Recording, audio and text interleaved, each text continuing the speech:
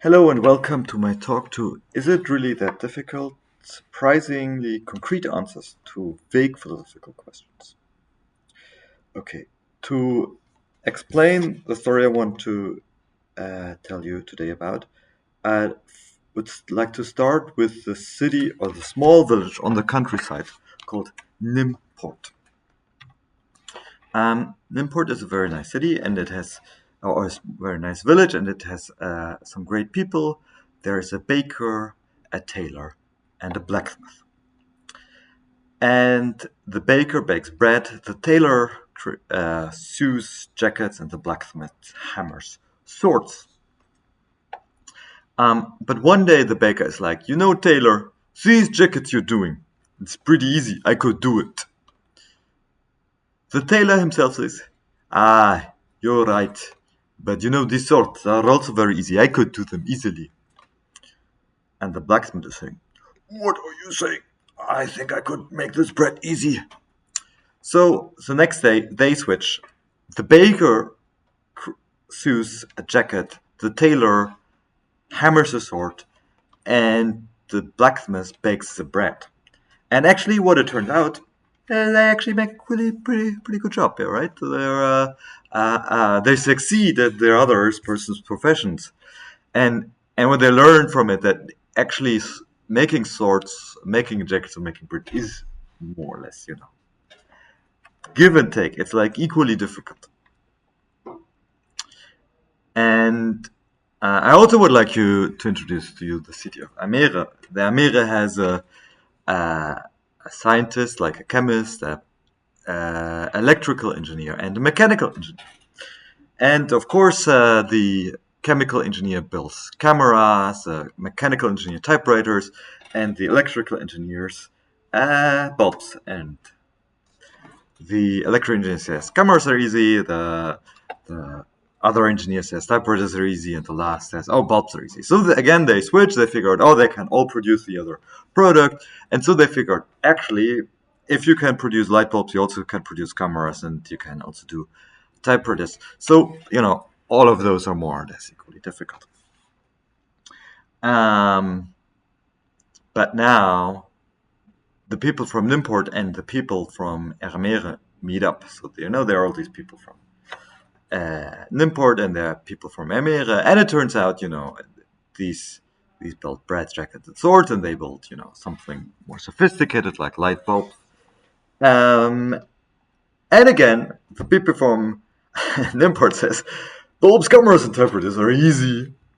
So the people from Emir says, okay, try to build them. And now they try to build them, and unfortunately they fail.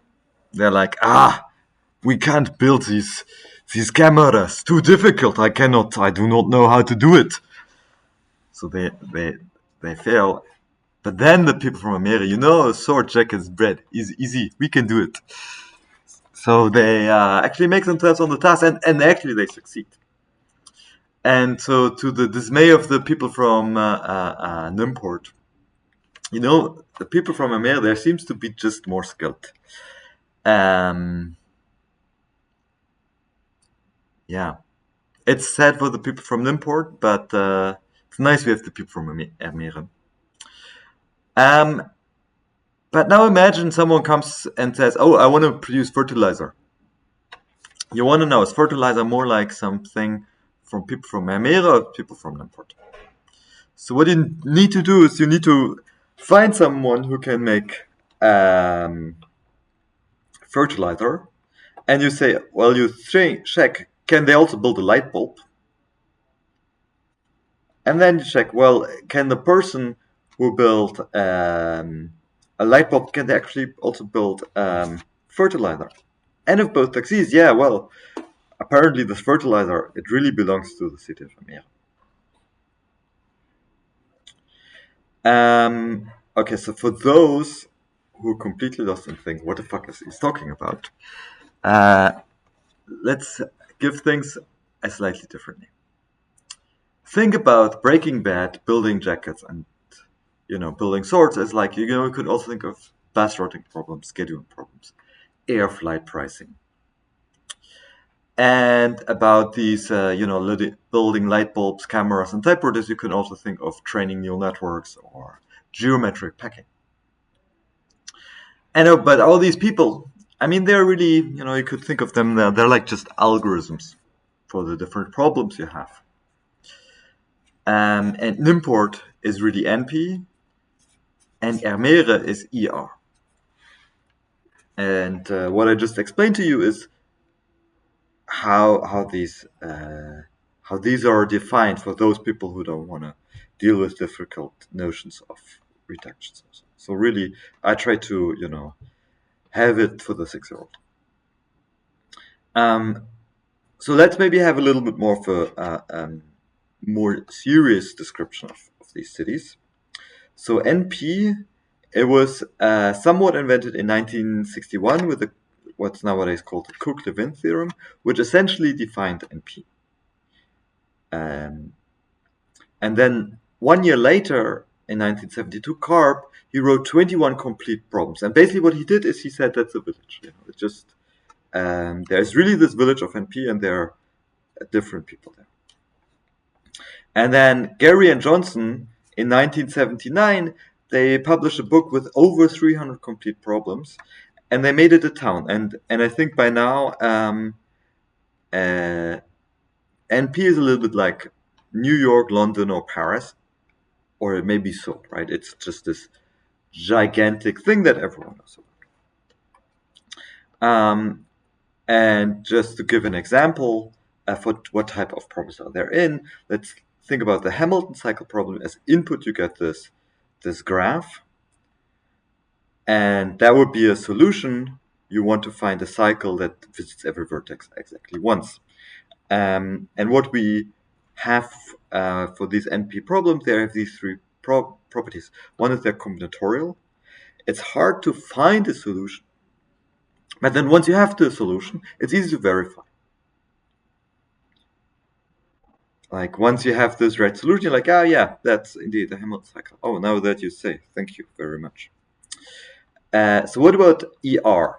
So I assume not that many of you have heard about ER. And so let me give a historic background. So basically it was studied for 20 years under various names, or in different contexts, and so somehow in disguise. And Markus Schäfer gave the name ER in 2009. And then last year with Jean Cardinal and Markus Schäfer, we published a compendium trying to encapsulate all the ER complete problems as they are known today. So there are around 160 problems, but it's a little bit difficult how to count. But making it a town, right? Showing, okay, this is really encapsulating a bunch of problems that people find interesting. And again, I would like to show you an example, and here I'd like to show you the bird boxes problem. Bird boxes problem, you have given a garden, so think about this as a little garden, and you would like to place bird boxes. So here these little points are bird boxes. And the important thing is you don't want the two bird boxes see each other. Because actually, birds, as cute as they are, many of them are not so social. They like their distance.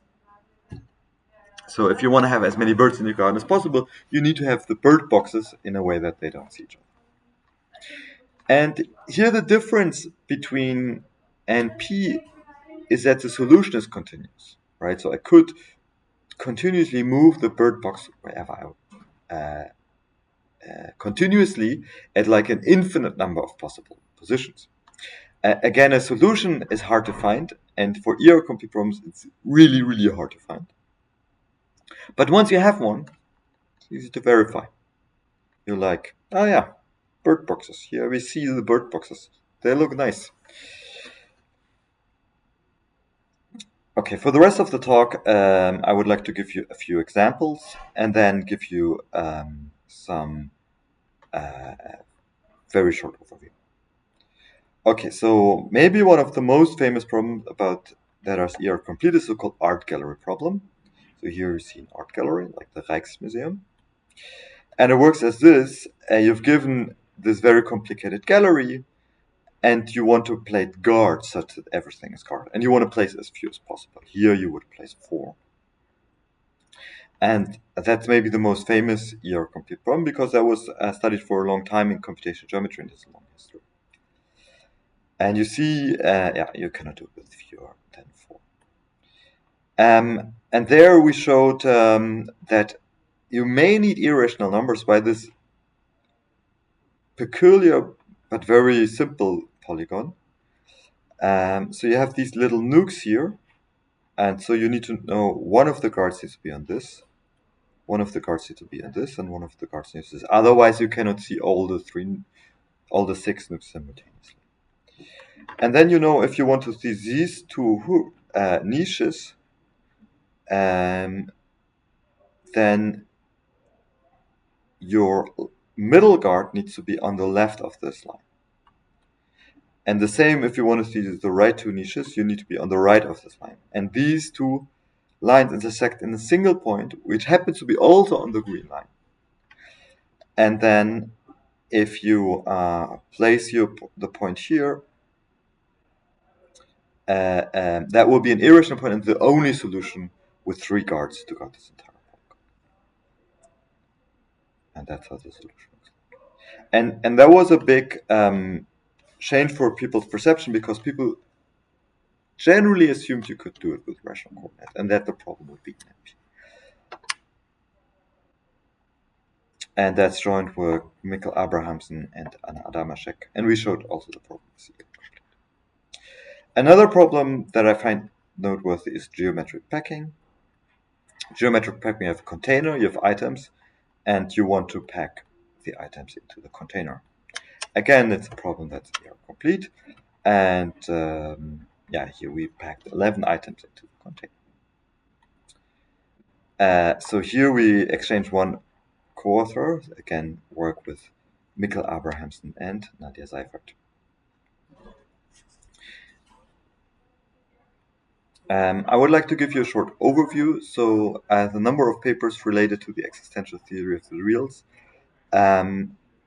As I said, it was a little bit of a murky start, but then starting in 2009, there seems to be a rapid increase in the number of results in this field. We also by now have a lot of very different areas of mathematical computer science that are concerned with the existential theory of the reals. And at last, I would give you a small intuition on ER. So these problems are typically continuous, but also nonlinear. And I want to explain this to you on the art gallery problem and geometric packing. So here I have these 3 possible guard positions.